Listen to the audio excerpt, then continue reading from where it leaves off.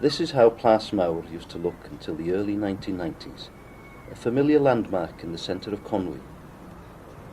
From the end of the 19th century, it had been occupied by the Royal Cambrian Academy of Art.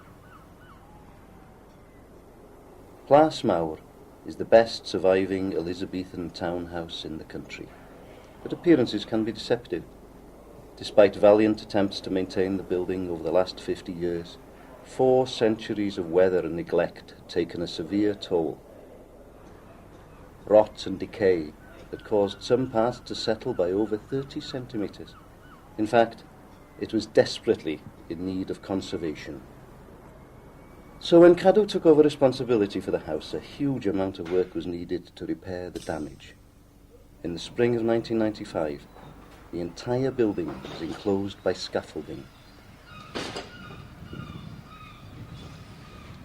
360 tons of metal tubing were used. The scaffold structure was so enormous that 200 tons of ballast were required to stabilize it.